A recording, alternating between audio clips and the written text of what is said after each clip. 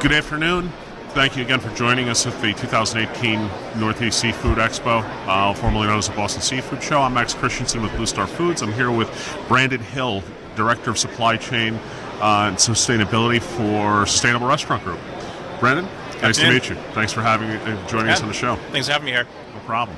So, just checking out the homepage of your website pretty quick, and you have a very cool sustainability message on there. It leads into something about musical notes in a piano and holding the pedal and the notes sustained or held, and you lead into your mission statement or your mantra, your company's mantra as to what your belief system is within sustainability. It's just a really great message, really cool message. Thank you, appreciate that. But yeah, so you do all the purchasing for all the restaurants, correct? That is correct. How many units do you guys have right now? We have 7 units right now, looking to open 4 more this year. That's fantastic. Across 2 different concepts. Wow. We want to explain those concepts a little bit. Yes, our first one, our flagship one, that will turn 10 years old this year, is a table service sushi restaurant that serves only sustainable seafood. We're the first restaurant in the U.S. to have an MSC certification, and the first sushi restaurant on the planet to garner an MSC certification. Then our second concept has been open for about 14 months now, and it's a poke shop. It's something we wanted to be able to take our same high-quality, sustainably sourced seafood, but offer it to people at a lower price point, and something that's a little faster than coming in and doing a full meal with us. So you go from a $32 check average down to like a $14 check average, and you be in and out of the poke shop in just a few minutes. And that really allows you to deploy that message to the masses and lets everybody have a taste, so to speak. Our goal really is to be able to bring high-quality, affordable, sustainable seafood to the masses. That's awesome. So we are intentionally worked very diligently on our supply chain, our sourcing, to have direct partnerships with a lot of the fisher people and processors, so we can cut as many people out of that chain as possible, so we can pass those savings on to our guests, so that we can show that sustainability is not a luxury. It can actually just be something that you strive for every day. On a daily basis. Yep. Getting away from the Whole Foods, whole paycheck model, and really into like, hey, how can we make this an affordable product? Was that Whole Foods, whole paycheck? Yeah. that's good. So anyway, that's a great message and really great concept. What's your so you're rolling out, you're opening new units, you're opening additional units. You said 4? Yeah, we are looking to open 2 of the sushi restaurants this year, and also 2 of the poke shops. So we recently left our hometown in Portland, Oregon, where we're based, and opened our first full-fledged sushi restaurant in Denver just a few months ago. And we're looking to open one of each concept up in Seattle this year, to be able to do 1 sushi and 1 poke shop, and then to open poke shop in Portland, and then a sushi restaurant in the suburbs of Portland, being able to get outside of the urban core a little bit. Wow. Now, when you look at, obviously as a business person and yourself and your ownership and shareholders, et cetera, when you look at your costs on sustainable, what you've resourced as sustainable seafood versus what's not sustainable, do you see a tremendous cost disparity once you do all the homework and you figure out all the details of it, or is there a slight difference? There is a significant difference in certain items and a slight difference in others. It really depends on certain fisheries that we purchase from, where the options are much more limited because of the sustainability options. Red meat tuna is a good one. There's very, very few places on the planet that we can buy red meat tuna from, where we can guarantee that it is from that specific body of water and caught in a very specific method, so that it hits the sustainability guidelines that we follow. We follow all of Seafood Watch guidelines. We are not marine biologists. We use all the information they provide to be able to make our purchasing decisions. And so items like that, where it's so specific, we see more of a cost increase over other items, where the other items we purchase that are more universally available, the cost, if there is a difference, is not significant. Unfortunately, red meat tuna is also our largest protein that we go through. So that adds up. And so what's your, so within red meat tuna menu items, what are your price points? What are your retail price points to the consumer? So we do order nigiri 2 pieces, which is kind of more on the traditional side, and we're looking at $7 for an order nigiri. So we really, if you look at our restaurant costs, or our menu costs versus a restaurant the same caliber, our menu prices are the same, if not less than other restaurants. Because we want to be able to make it approachable at an approachable price point, and so we have to make up the difference on our supply chain about how we source and the direct connections with the fishermen and processors. That's cool. It's a very, very cool concept. It's cool. It keeps us busy. It's just, seafood is an ever-changing world, and our sourcing is continually evolving as well. Within and when you look at adding a new product on a menu, let's say, how long does it take you to vet through suppliers? I mean, what's the average that you've realized is if you're going to resource a new item or put a new item on for your own vetting process and data that's provided to you from that potential supplier? How long does it take you to kind of do your due diligence and then say, pull the trigger and say, okay, this is going to be a new item and we're putting it on? From the time that we identify an item, was like, hey, we want to look at bringing this in, to when we actually get it in our stores on a consistent basis, the shortest timeline is usually 6 months, and up to 18 months, kind of depending on what it's coming from. Once we identify the item, we get the quality in, this is the samples, and we set up our supply chain. So, and also depending on if it's a wild capture fishery where it is only in season for a few months out of the year, and it might be a frozen product, you might have to wait for the next fishing season to come back around. And so it's never quick. So, but it's also by the time that we get it and we're willing to put it on the menu, we know that it's a very secure chain, so that we're going to have consistent supply. What's your now within your consumer demographic? What are you realizing is your most significant consumer base that seems to be attracted to your concept? We're very fortunate is that we actually get a very wide range of guests that come into the restaurant. Oh, wow. We get anything from the millennials that are coming in at 9 o'clock at night that want to be able to have a fun dinner, to some people that are more in the boomer generation that are generally there earlier in the day. But the backbone of our restaurant and our business is based around serving high quality, sustainable seafood.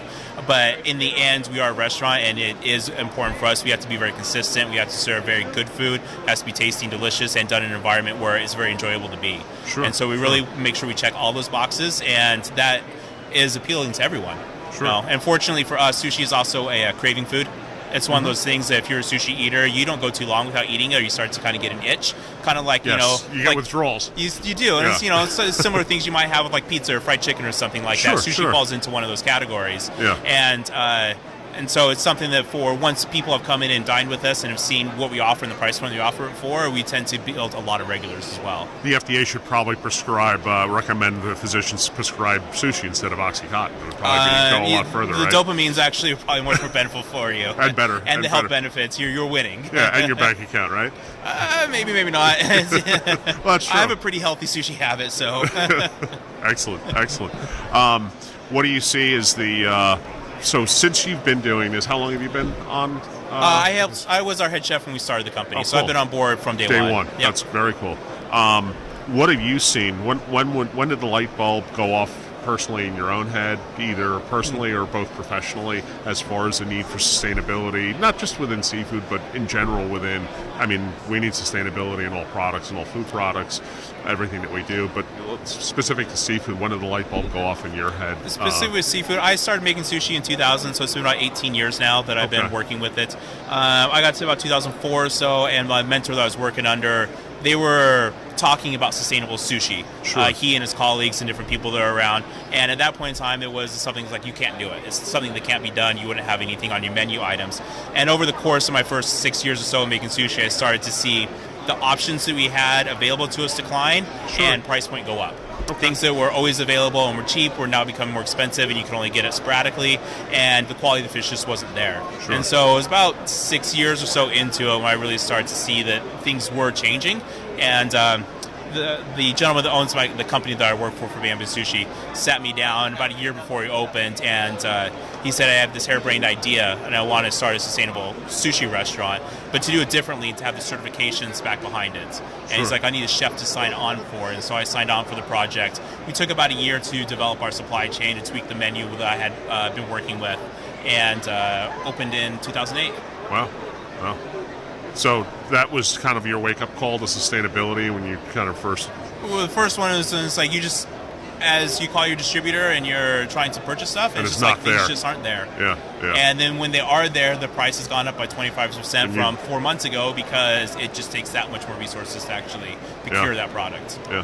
What would you say, what have you experienced as far as one of the most significant milestones within seafood, within sustainability, pertinent to seafood? What's been the most pertinent or relevant milestone that you've seen accomplished from an industry standpoint? The adoption of aquaculture has really been one of the things that, personally, in my personal beliefs, and also I can speak for a good part of our company, understand that is the future. Sure. It's wild capture seafood is the only protein food source we as humans still hunt. We farm raise everything else. Everything else we have hunted, we now farm. And seafood is just the last item that we actually need to start farming. It's just been a slow adopter. Sure. Especially here in the U.S., because there has been so many poor examples of aquaculture that it has bad taste in the mouth for many Americans, when there are starting to be so many high-quality aquaculture production facilities out there, and America's just a little bit slow on adopting it, unfortunately. It's like, there's bad farms where you're going to get bad produce, and there's great ones that are growing organic food, and it's the same thing with aquaculture. You just have to find the right farms to work with and purchase from. And unfortunately, part of the, a big part of the rationale behind this podcast and this outbound message that we're, recording with multiple guests, fantastic guests like yourself, is just to create more awareness to the general public and the consumer base that, may be fearful of seafood, something gets a bad rap in the media, and all of a sudden somebody doesn't want to eat a certain species because of one bad player. When in reality, just to your point, there's a farm that grows bad tomatoes and one that grows great tomatoes. So same way with salmon, same way with all kinds of other seafood that's out there. Sure. What's your favorite species? My favorite species? Yeah. As an aquaculture, or just like what do I like to eat the most? What do you like to eat the most? What's your sea urchin's my favorite. Really? Yeah, I like it. It's a delicacy. Wow. It's something that unfortunately those stocks are dwindling. The California population is not doing really well. The Alaskan one, from what I have been told, is sea otters.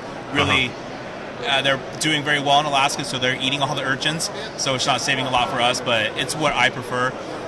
One of the things that is the most popular items in our restaurants that are based in the Pacific Northwest are albacore. Albacore tuna and salmon are kind of our big ones outside of red meat tuna. But you're an urchin guy. I'm an urchin guy. So are you going to start putting otter on the menu to kind of negate the lack of urchins? I'm just curious. I don't see the general public responding so well to No, I don't either. That was just a bad joke. But it's probably not sustainable either. Probably not, no. No. That's pretty cool. So sea urchin, that's surprising. That's tasty. Yeah. I think it's an acquired taste, though, right? It isn't. I hated it the first time I ate it. Yeah. I was on a date with a girl, so it's one of those like, yes, you man up and you don't spit it out, but it's something that's growing on me. Was it worth it? She's cute. All right, good, excellent. So, what are your hopes for the future for the restaurant? I mean, what do you as a company, do you want to see 300 locations in the next 10 years, or do you want to see 30 locations that people are driving to, almost like a destination spot to have fantastic, awesome sushi? It's a great question. We've actually been working on gearing up to expand faster than we have been over the past 18 months or so. Bringing on the team to create our internal infrastructure to be able to do it smart and to be able to do it successfully, so we don't get to a certain point and actually implode because we didn't have our foundation before we actually started to grow. Sure. And so, through a lot of research we've been doing with different companies, we have found that people prefer us to be in their neighborhoods, and they don't want to drive to us. And so they prefer to see more bamboo sushi locations and fewer. And this has been done in our home market in Portland, where we have 4 locations there in a not a very big town. Sure. And so we are working on national expansion. That is our goal. It's been our goal from the beginning. Our goal is, really is majorly to be a big enough company that we can really have a major impact on the seafood supply chain in the U.S. We want to grow to a certain size so that we can actually be purchasing so much sustainable seafood and bringing it into the U.S. that we can help drive down costs and also make it much more approachable and affordable for other people to want to purchase the same seafood. And at the same time, it's a great data learning base for you folks as a company, because now you can learn from the previous specs that are out there that fall in line with you, how to improve those. That's a great mission, because you're really practicing that the 3BL business model, if you will. Yes. Yep. And you're encompassing everything social, economic, and environmental. Yeah. It's a great message. Yep. Yeah, absolutely. It's fantastic. So, we're more probably in the 300 unit range with the 2 concepts. Okay. And so the sushi restaurants, we're looking 2 or 3 in the bigger cities, but the poke shops are something that you can put into smaller footprints. Sure. It's something that is a more affordable price point, so people can eat with you 2-3 times a week and have a healthy, quick, delicious meal. It's the same speed as going through a drive-through somewhere, same cost roughly, a little bit more, but you're actually getting food that's really good for you. It's almost like a kiosk type concept in some applications. location, maybe in airports or something like that. Yeah, that's something we'll look at down the line. Sure. The shop is set up very similar to like a Chipotle, where you kind of queue up, you walk down the line, choose the ingredients you want in your bowl, your sauce and your base if you want it on rice or salad greens or whatnot. Quick deployment, ready to go, all fresh ingredients, you're in, you pay, and you're in-house every day. You're in and out of the store in 3-4 minutes. That's awesome. $12-14, and you have 4 ounces of raw fish. It's the same quality stuff that you get at a full-service sushi restaurant. And profits have been good thus far. Profits are very encouraging, yes. Okay, so cool. I didn't expect that. I think I was going to get a percentage, but encouraging will suffice. We're at that point where we want to grow the brand, so they're there. We have some. So we still have some numbers to work out and to continue to vet to get things in line before we're ready to actually run forward with it. We're still walking at this point in time, but we're hoping by the third quarter of this year to really have things dialed in so that we can then in 2019 be pretty aggressive and hopefully open half a dozen to 8 to 10 stores next year. Now, do you intend on doing this as corporate owned store locations or franchised? No, we won't franchise. No, you'll keep everything in-house. There's too many things that are proprietary to us with our supply chain and our recipes that we don't want getting into other people's hands. Sure. And also sushi restaurants in general are very difficult to run, and so they're very easy to foul up. Sure. And so we don't want someone else having access to our brand that they can actually tarnish it. Right, and you'd rather not have a location open that's going to affect your brand negatively. Or someone that's their first interaction with the brand, and it's someplace where they're not hitting the standards, and they're like, that company is gross. Right. So no, we're going to say all company owned. So the guy that has 60 Auntie Anne's pretzel locations, but wants to be in Bamboo Sushi. Quick fish poke shop. No. Sorry. We're probably not going to be in the mall next to him either, though. That's sounds like a fantastic concept. I have not eaten in one, but I look forward to eating in one. Any recommendation for myself or anyone else listening to try when they're in the area to stop in? Like, what's one of your?